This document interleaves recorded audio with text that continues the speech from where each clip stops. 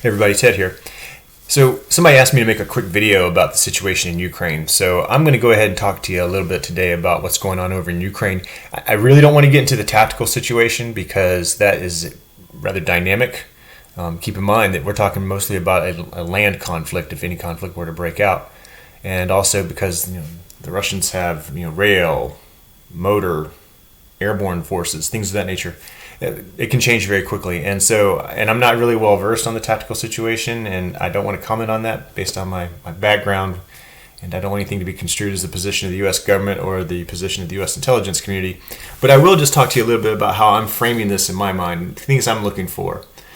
So the first thing I want to talk about is how to frame this.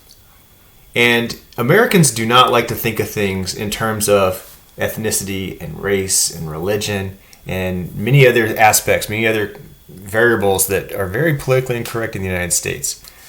But the reality is that much of the world thinks of things along those lines. Much of the world interprets events through the lens of ethnicity, race, religion, realpolitik.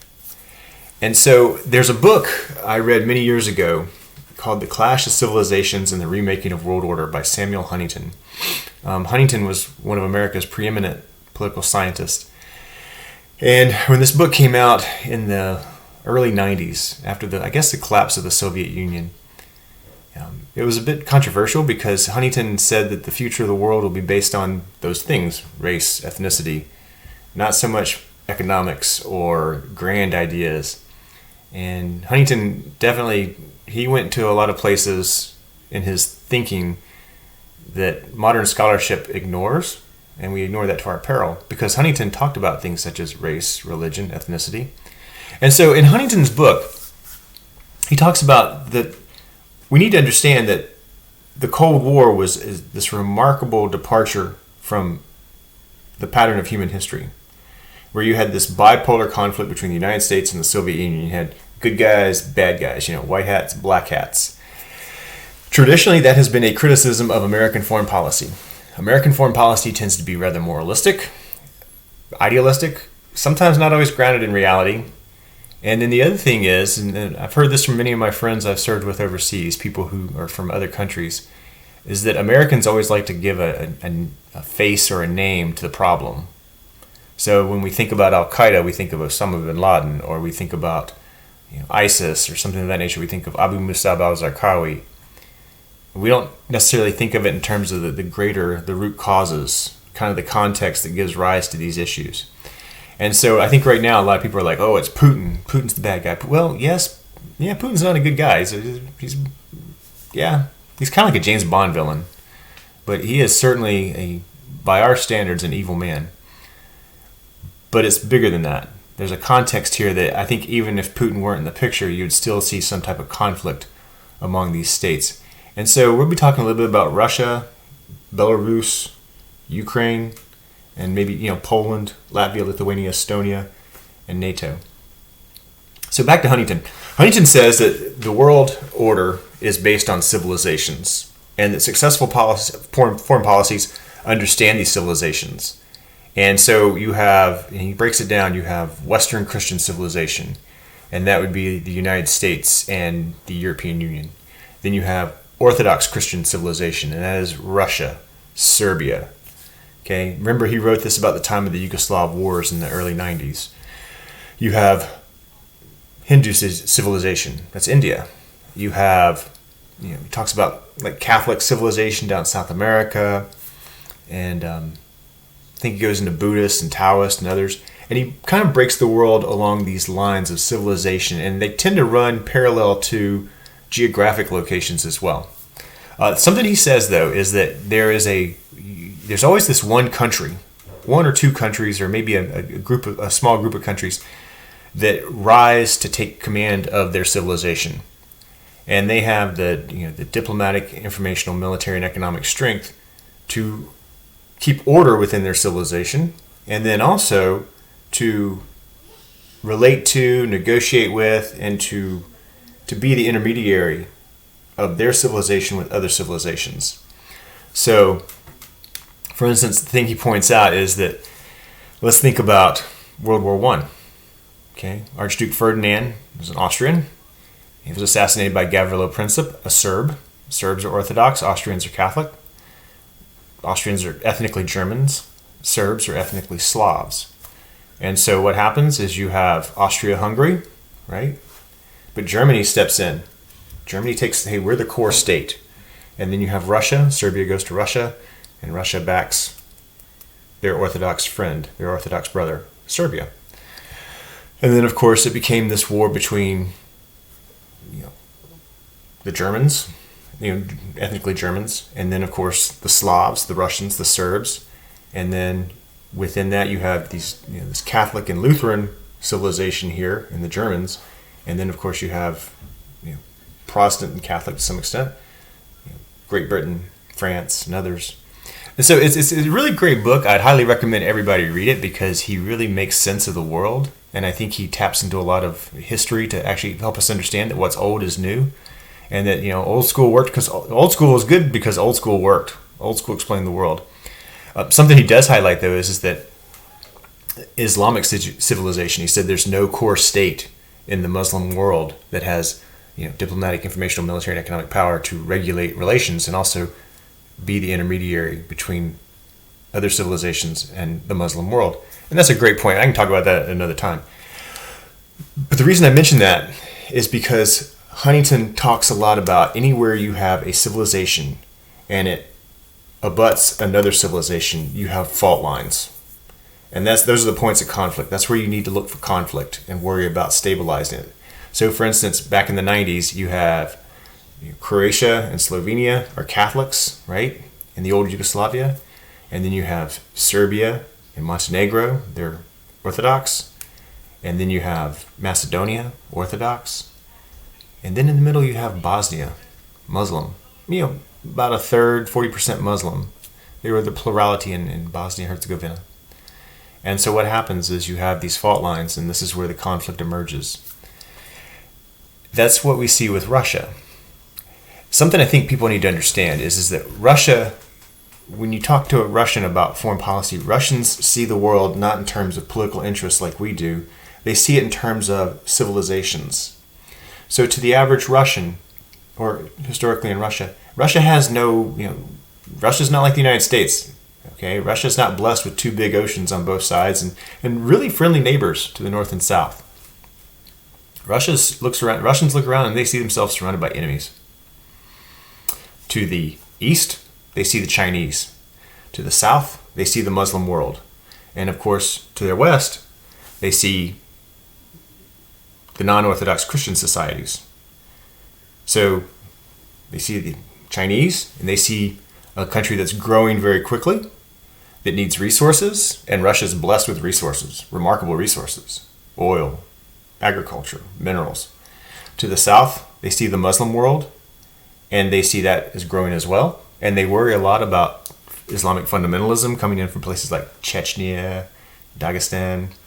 In fact, one of the reasons the Soviets invaded Afghanistan in 1979 was because they worried that Iran had fallen, the Shah had fallen, and that there would be Islamic fundamentalism would spread from Iran up through Afghanistan because Afghanistan's central government was disintegrating by that time, and would move up into that southern tier of the Soviet Union.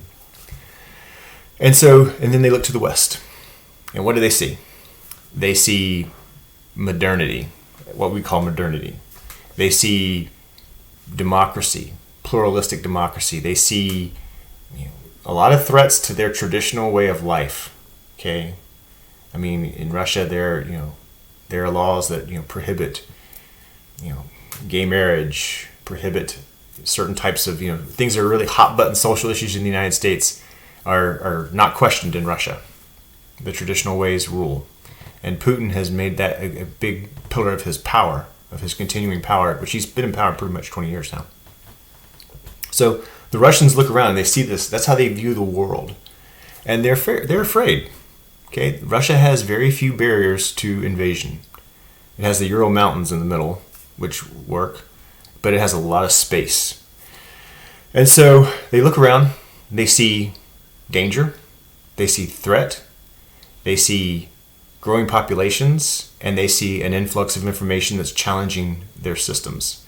And so traditionally, when Russians think about foreign policy, they talk about it there's the near abroad and the far abroad. Okay, the near abroad, those are the republics of the old Soviet Union, countries that were part of the Soviet Union, and after the Soviet Union collapsed in December of '91, they became free. They became independent of Russia. And keep in mind, the Soviet Union is really kind of, with the exception of maybe Finland and a few other places, it is the restoration of the old Russian Empire. Russia captured all those spaces because Russia wanted buffers between the Muslims, the Chinese, the East, and then to the West, to the Christian, the Western Christians, the Catholics, the Germans, the French, the British. And then even look a little bit to the south, you see the Turks, the Ottoman Turks. And they're Muslims. And so that's how Russians see it. So there's this near abroad, these countries of the old Soviet Union. And then there's the far abroad. That's everything outside of the old Soviet Union. So Ukraine, Belarus, those are the near abroad. Russia claims that that's our sphere of influence. We own that.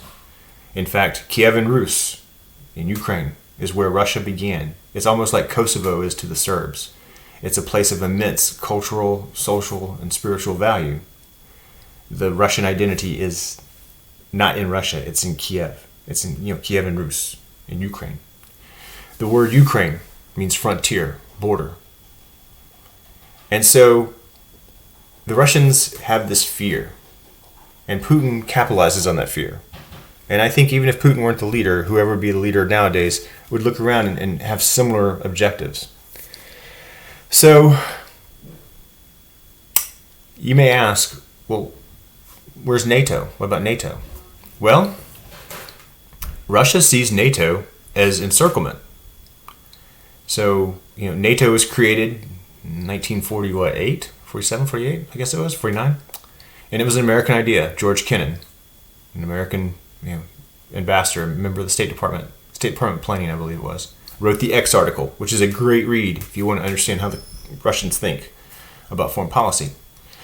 So Kennan wrote this article, but Kennan was also one of the people who helped develop NATO, the North Atlantic Treaty Organization. Some things about NATO. If you're a member of NATO, there's Article 5, which says, hey, if you're attacked, it's a mutual defense, we'll defend you. And so only one country's ever invoked Article 5, and that's the United States. And then there are also two other articles, 10 and 11. 10 means that, hey, a country gets to choose how it responds, and 11 provides for, basically what we would in the United States refer to as like the Senate ratification. It gives the U.S. Senate, it gives other bodies, legislative bodies, a chance to check NATO's involvement. So 5, 10, and 11 are important. But to be a member of NATO, when NATO began, it was a Western European organization. Germany, France, Great Britain, the United States, Canada. Okay, it was Western Christians. But as things developed during the Cold War, you had some outliers join NATO. Okay, Greece and Turkey. In I think the 50s they joined. And they joined to check the Soviet Union, to check communism coming through the Balkans. And there wasn't much attention paid to what kind of government you had. We cared only that you were, European, and then also that you were anti-communist. So, Franco in Spain was a fascist. Spain became a member of NATO. Things changed, though. As the Cold War wound down, as the Cold War ended, to be a member of NATO, NATO is seen as a prerequisite to be a member of the European Union. NATO membership is seen as, hey, you're in the democratic club. And so that's one reason I seriously doubt that Ukraine would be a member of NATO, because Ukraine, the politics of Ukraine are very corrupt, and there's an immense Russian influence. And I just don't think that anybody is willing to take a gamble on protecting Ukraine. I mean, there's a saying from the Melian dialogues in the Peloponnesian Wars by Thucydides that the strong do as they will and the weak suffer what they must. So I do think that what we're seeing, though, is this idea that what's old is new. Okay, we see a Russian sphere of influence. We see Russia, an Orthodox country. Russia, a country that looks around and says, hey, we're being encircled by, look, Latvia, Lithuania, and Estonia, right? Well, they're not Slavs. They're not Orthodox. They're Lutherans and Catholics.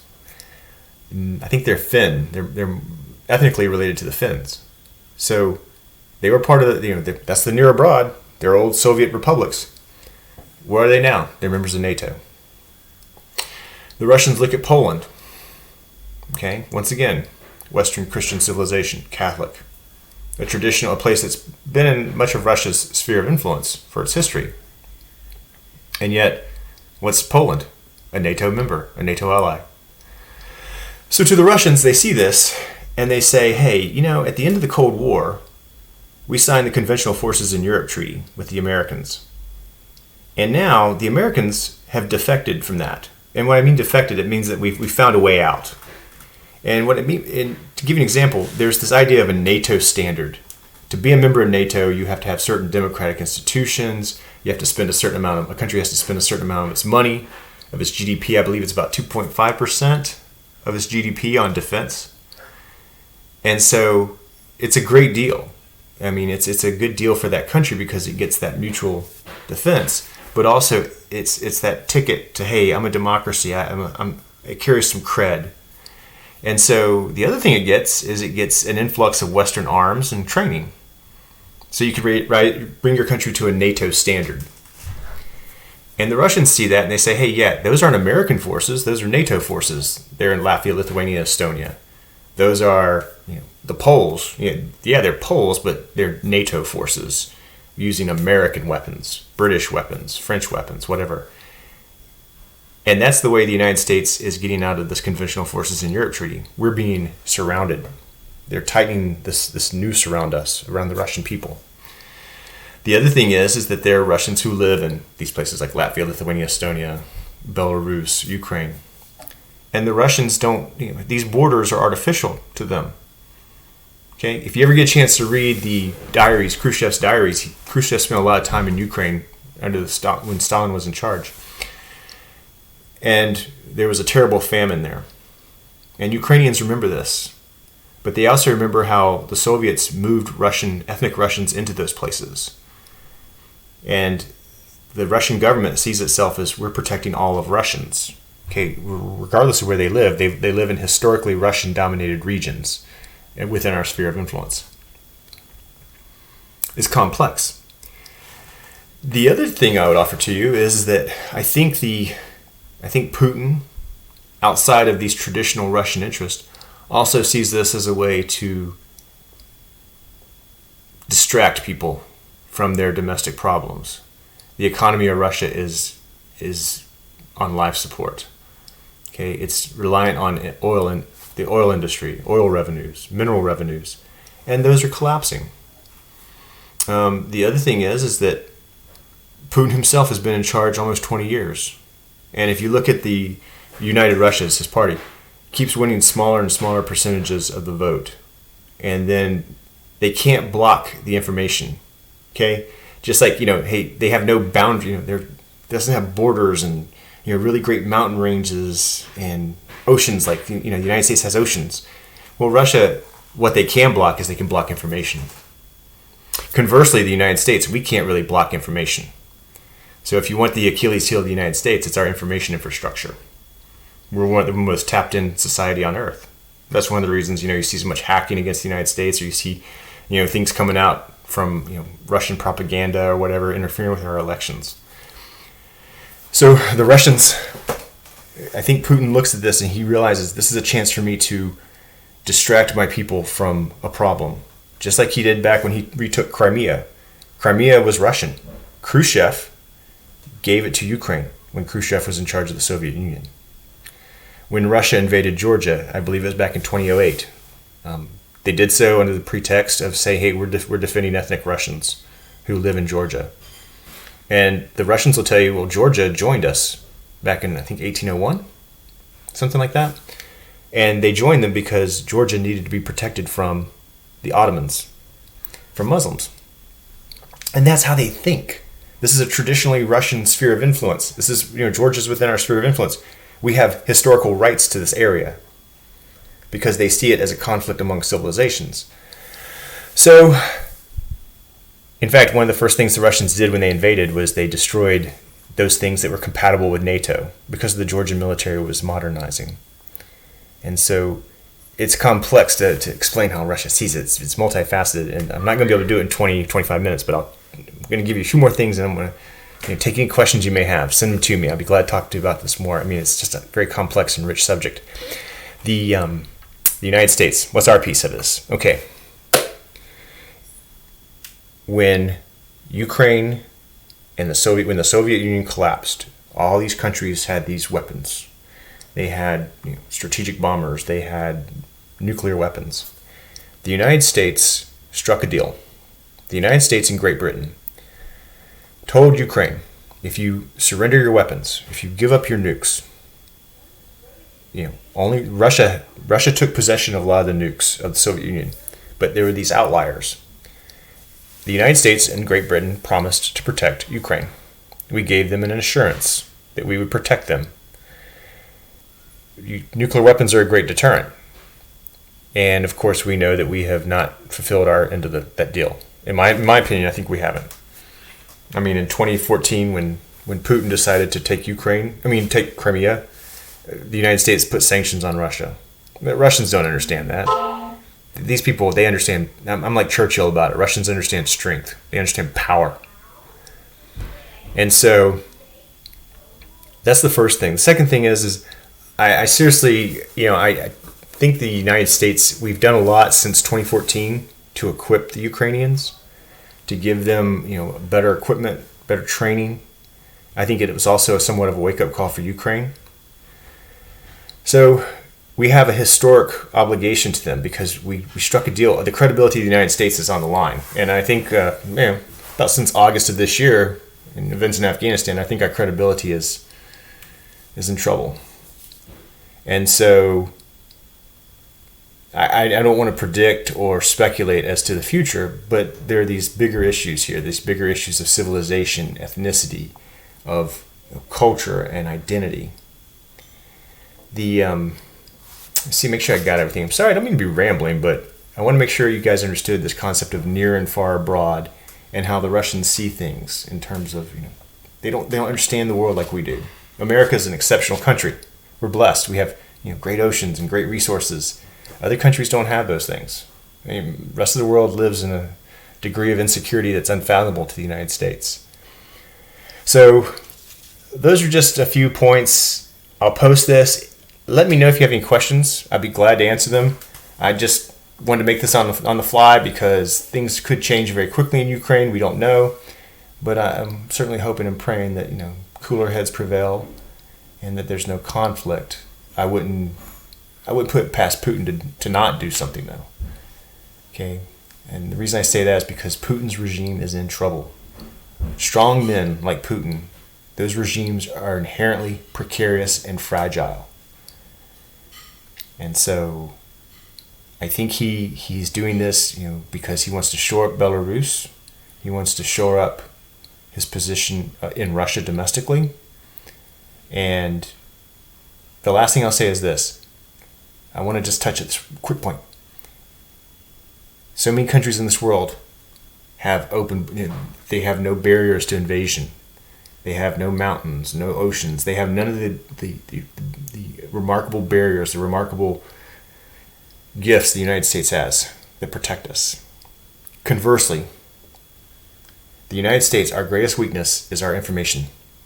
And the fact that if we knew history better, we could defeat this misinformation and this thinking and how the Russians and others manipulate our thinking. And I think a lot of that's because Americans no longer study history. We don't try to understand the world in which we live. And I put that fault on our information infrastructure in this country and a lack of critical thinking and willingness to listen to others. So those are my 2 cents. It's 25 minutes. Thanks for listening to me. If you have any questions, please shoot them my way. Be glad to answer them. And hopefully I'll have something more polished for you in the future. Thanks, guys. Bye.